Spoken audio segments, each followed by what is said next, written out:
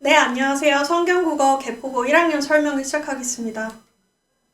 제 소개 짧게만 드릴게요. 저는 안정혜라고 하고요. 서강대학교에서 국어국문학 전공했습니다. 제 특징 중에 하나는 꼼꼼하고 섬세하게 학생 한 명 한 명 관리한다는 점입니다. 중등에서 고등으로 넘어가면 국어시험 확 어려워지고 또 첫 고등학교 내신이니만큼 어떻게 공부해야 될지 고민 많으실 텐데요. 제가 딱 두 문장으로 정리해드릴게요. 자, 개포고 국어시험은 선지를 매우 꼼꼼히 독해해야 합니다. 이따 문제를 보여드릴게요. 또 서답형 문항의 배점이 커서 철저하게 연습을 하는 게 좋겠습니다. 다음과 같은 차례로 말씀드릴게요. 첫 번째는 이제 고등학교 국어 어떻게 나오는지 짧게 말씀드릴 거고요. 두 번째는 개포고 실제 기출 보여드리면서 출제 경향 말씀드릴게요. 세 번째는 성경 국어에서 공부 어떻게 하는지 보여드리고 마지막으로 컨텐츠랑 관리 보여드리고 마치겠습니다. 자, 고등학교 국어 시험은 다음과 같이 갈래로 나눴을 때 문학, 비문학, 문법, 화작 이런 식으로 나온다는 건 들어보셨을 거예요. 근데 이제 제가 개포고에서 좀 중점적으로 봐야 하는 부분에 별표를 해놨습니다. 문학은 둘 다 어렵지만 특히 고전 파트, 중등 때 많이 안 하기 때문에 학생들이 어려워하고요. 또 문법은 다 어려운데 특히 중세 문법은 이제 쉽게 말하면 옛날 문법이죠. 이거 학생들 낯설어 하기 때문에 좀 잘 봐야겠습니다. 자, 전체 구성 분석한 걸 말씀드릴게요. 이건 제가 학교에서 가져온 자료인데 보시면 국어 평가표입니다. 이런 식으로 평가하겠다 이건데요. 자, 1학기 보시면 중간 30%, 기말고사 30%입니다. 시험이 총 60%죠. 자, 근데 수행평가가 나머지 40%입니다. 수행평가 비중도 꽤 높죠. 자, 근데 수행평가 어떻게 나오는지 봤더니 서술형, 논술형이 40% 중에 35%입니다. 다시 말하면 개포고는 시험뿐만 아니라 수행평가도 잘 가져가야 되는데 그 수행평가는 글쓰기가 굉장히 중요하다. 서술형, 논술형 연습을 철저하게 해놓는 게 좋겠죠. 자, 2학기도 비중 동일합니다. 자, 그 다음에 수행평가 구체적으로 어떻게 나오는지 보여드릴게요. 이것도 학교에서 가져온 건데 보시면 이제 독서, 그 다음에 글쓰기, 그 다음에는 본인이 쓴 글에 어떤 문법 요소가 있는지 분석해오기. 다른 말로 하면 글쓰기와 문법을 좀 중요시한다. 이렇게 보시면 되겠고요. 자, 1년 국어 출제 어떻게 됐는지 타임라인 보여드릴게요. 개포고는 교과서랑 프린트 중요한데요. 1학기 중간에는 문학과 문법 잘 봐야 되고요. 1학기 기말은 문법 중요합니다. 또 2학기 때부터 본격적으로 고전이 막 쏟아져요. 그래서 고전 공부를 좀 여름 때부터 탄탄히 하는 게 좋습니다. 자, 개포고 1학년 시험 분석한 내용 요점 정리만 딱딱 해볼게요. 작년 기준으로 선택형 22문항에 서답형이 6문항이었습니다. 총 28문항이었고요. 특징은 1학기 중간 때부터 중학교 때 잘 다루지 않은 고전 시가가 출제됩니다. 또 서술형 배점이 3, 40점으로 높은데 난이도도 어렵고 조건이 굉장히 까다롭습니다. 이따 보여드릴게요. 또 고등 문법 전체가 1학년 범위입니다. 다시 말하면 고3 언어와 매체 풀 수 있을 정도가 돼야 1학년 개포고 시험 볼 수 있다. 이렇게 보셔도 무방합니다. 또 선지가 굉장히 꼼꼼하게 읽어야 될 수 있게 내는 게 특징입니다. 자, 그럼 갈래별로 한번 기출을 보여드릴게요. 첫 번째는 문학입니다. 자, 문학 기출 보시면 실제 개포고 기출인데요. 지문은 이제 배운 지문을 놓고 보기 적용형 문제로 해서 이 보기 박스 안에 지문과 관련된 그러나 배우지 않은 처음 보는 시들을 넣어 놓습니다. 이런 건 수능에서도 3점짜리로 가장 어렵게 나오는 문제 유형이거든요. 안 배운 시들이 나오면 학생들이 당황합니다. 멘탈이 일단 흔들리고 그 다음에 제대로 독해하는 법을 모르면 혼자 마음대로 자의적으로 생각하다가 오답 선지를 고르는 경우가 굉장히 많습니다. 그래서 개포고 문학은 문학 개념어뿐만 아니라 낯선 시 분석력까지 있어야 한다라고 정리를 할 수 있습니다. 자, 그 다음 보시면요. 중간고사 때부터 고전 시가가 출제가 됩니다. 마찬가지로 고전도 보기 적용형 문제로 나오는데요. 보시면 선지가 4줄, 3줄 이렇게 됩니다. 굉장히 길고 촘촘하죠. 또 근데 이제 선경 후정이다. 객관적 상관물이 쓰였다. 시상 전개 방식이 어떻느냐 이런 것들을 막 선지 안에 개념어들을 박아 놓습니다. 그쵸? 이 개념어를 모르면 수능도 잘 볼 수가 없어요. 그래서 1학년 때 문학 개념어를 마스터하는 게 좋습니다.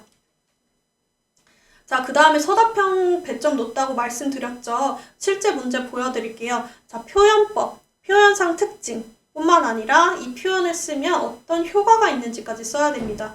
이것도 문학 개념어에 대한 이해를 묻는 거거든요. 자, 근데 조건이 까다롭습니다. 밑에 채점 기준을 보세요. 자, 문장이 아니거나 그냥 단어형으로 쓰면 안 된다는 거죠. 완전한 문장으로 써라. 그리고 두 번째는 맞춤법에 맞게 써라. 맞춤법, 어법도 채점 요소입니다. 또 개포고는 특징 중에 하나가 글씨를 예쁘게 쓰지 않아서 알아볼 수 없게 쓰면 감점입니다. 채점이 굉장히 까다롭게 이루어진다는 점이죠. 자, 그 다음 보시면요. 다음 서술형 문제입니다. 이건 이제 갈래의 특징을 묻는 건데 다른 작품과 비교할 수 있니? 이걸 묻는 문제입니다. 자, 근데 밑에 또 조건을 보시면 답안의 맥락이 자연스럽지 않으면 감점입니다. 또 문장을 두 문장 예를 들면 쓰라고 했는데 한 문장만 쓴다거나 이래도 감점입니다. 자, 그 다음에는 소설에 관한 이제 서답형 문제 어떻게 나오는지 보여드릴게요. 첫 번째는 소설의 구조를 알고 있니? 이걸 묻고요. 두 번째는 이 소설에서 이 구절에서 상징하는 바 혹은 암시하는 뜻이 뭐냐? 이런 걸 물어봤습니다. 상징이나 암시는 직접적으로 표현하는 게 아니잖아요. 그렇기 때문에 텍스트 이면의 정보를 깊이 있게 읽을 수 있니? 이걸 물어봅니다. 이런 게 이제 어려운 부분이죠. 그래서 고난도 작품 독해력이 필요하다는 점입니다. 저희 학원에서는 문학을 갈래별 특징과 독해법을 따로 제시합니다. 예를 들면 시랑 소설은 원문과 산문인데 같은 포인트 잡고 읽으면 안 되겠죠? 그러니까 갈래별 특징 뭐 있는지 또 실전에서 소설 특징 딱딱딱 잡아내서 독해 어떻게 하는지 제시하고요. 두 번째로는 문학 개념어, 개포고에서 많이 출제되기 때문에 실제 작품에서 문학 개념어가 어떻게 쓰였는지 이해를 하게 합니다. 또 세 번째는 배우지 않은 지문, 외부 지문 같은 거 나올 만한 거 제가 찝어서 같이 공부하는데요. 자, 교재를 잠깐 보여드리면 이제 작품 해설은 왼쪽처럼 교과서의 정석적인 해설을 따르고요. 오른쪽에 보시면 문학 개념어가 나와요. 예를 들면 표면적 화자다. 표면적 화자, 정의가 옆에 나오고요. 그 바로 밑에 표면적 화자가 실제로 드러나 있는 작품이 나옵니다. 그럼 그냥 암기하고 땡 이러면 문제로 나왔을 때 실제 학생들이 적용을 못해요. 그쵸? 뜻만 알면요. 근데 작품 안에서 이해를 해야 적용 문제를 풀 수 있는 거겠죠. 자, 그 다음엔 활동지입니다. 활동지는 이제 주관식까지 대비하기 위해서 필수적으로 나올 수밖에 없는 부분 빈칸을 채우고요. 필수 개념 수업 시간에 같이 써보면서 익히게 합니다. 예를 들면 소설이면 인물의 특징, 또 인물 간의 갈등의 원인이라든지 이런 것들 문제로 나올 수밖에 없거든요. 또 문학이든 비문학이든 필수 개념, 글의 주제, 글의 성격 이런 거 나올 수밖에 없습니다. 근데 제가 보시면 조건도 안에다가 까다롭게 달아놔요. 그래서 이 조건에 맞춰서 형식적으로 글 쓰는 법 연습합니다. 자, 두 번째 비문학입니다. 비문학 보시면요. 이게 실제 기출인데 이게 한 문제입니다. 근데 너무 길어서 제가 둘로 쪼개놓은 거고요. 보시면 왼쪽이 보기예요. 이제 보기가 외부 자료거든요. 처음 보는 자료를 이제 실전에서 풀고 독해를 해야 되는 거죠. 근데 보시면 1, 2, 3단계, 단계가 많습니다. 옆에 선지를 보면요. 4줄에서 5줄입니다. 양도 많은데 오답 선지를 굉장히 매력적으로 만듭니다. 다시 말하면 학생들이 꼼꼼하게 읽지 않으면 맞는데? 하고 체크할 수 있게 쉽게 말하면 틀리기 좋게 선지를 내는 거죠.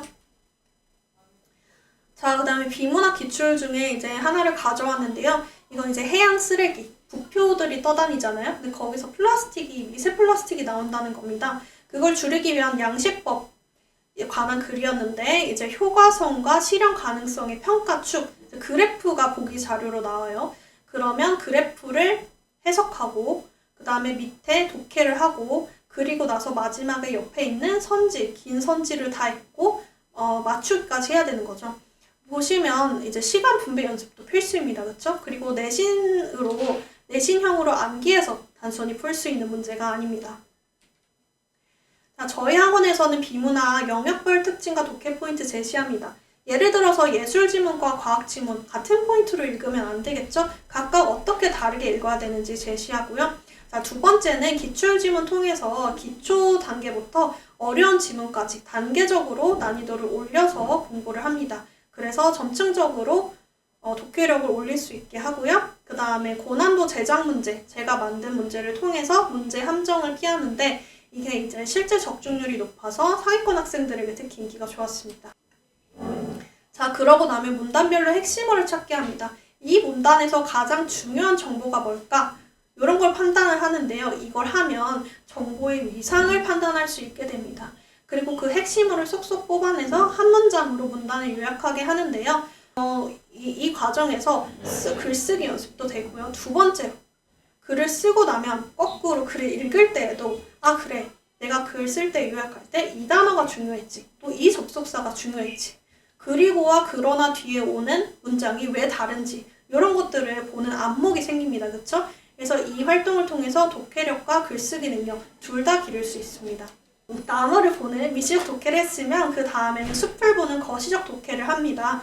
글의 전체적인 흐름을 이제 구조도를 그리면서 짧게 정리를 하는데요. 이걸 하고 나면 글 전체를 거시적으로 보는 능력이 생깁니다. 자, 그러고 나면 이제 숙제로 모르는 어휘를 사전 찾아 정리하게 합니다. 그냥 정의만 쓰는 게 아니라 품사, 문법 중요하죠? 품사 적게 하고요. 그 다음에 짧은 예문 쓰게 합니다. 예문을 써야 그 맥락 안에서 단어가 어떤 식으로 쓰였는지를 알 수 있게 됩니다. 자, 세 번째는 문법인데요. 자, 문법 기출 보시면요. 모두 고르는 문제 유형, 이게 F9의 특징이죠. 객관식이라고 해서 얼렁뚱땅 맞출 수 있는 게 아니고요. 하나라도 모르면 틀리게 됩니다. 그래서 정확하게 개념 숙지해야 한다는 점, 그리고 하나라도 틀리면 안 되기 때문에 많이 문제를 풀어보고 많이 틀려봐야 한다는 점, 그래서 오답 노트 필수적으로 하게 합니다. 자, 그 다음에 보시면 문법을 그냥 보기만 내놓고 예문만 딱딱 풀 수 있는 게 아니라 지문이 주어져요. 그쵸? 비문학, 문법과 관련된 비문학 지문 독해를 하고 그 독해한 내용을 바탕으로 예문에 적용할 수 있니? 이런 문제를 물어봅니다. 근데 마찬가지로 이런 문제도 까다로운데 모두 고르시오로 돼요. 그래서 맞는 게 2개인지 3개인지 4개인지 하나라도 모르면 바로 오답인 거겠죠?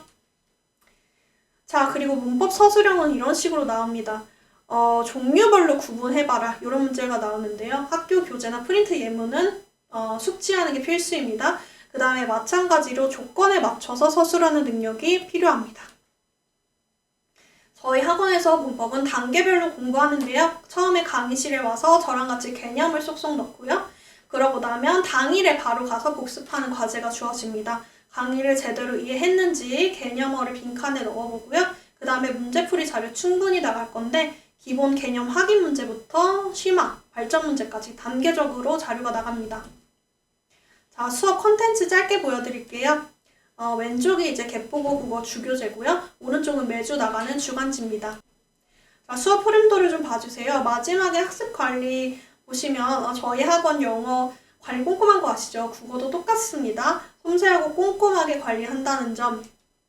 마지막에 1년 공부 어떤 식으로 하는지 저희 학원 타임라인 보여드릴게요.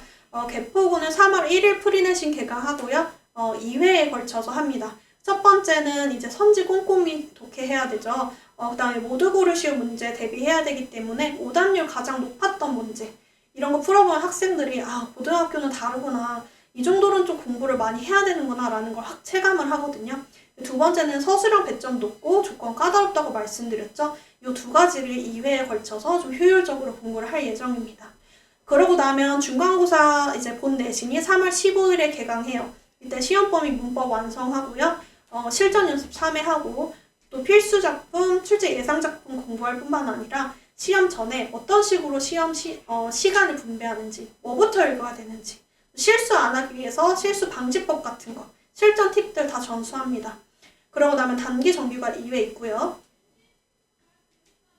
자, 기말고사도 마찬가지로 6+1회로 할 건데 시험 범위 문법 중요하고 고전시가 필수 작품들 공부할 겁니다. 고전이 좀 이제 본격적으로 중요해지는 때죠. 여름 때는 고전 시가를 총정리하고 2학기 문법 대비하고 또 방학이니까 수능 공부도 조금 해야겠죠. 자, 수능 기본 비문학 통해서 독해력을 올리겠습니다.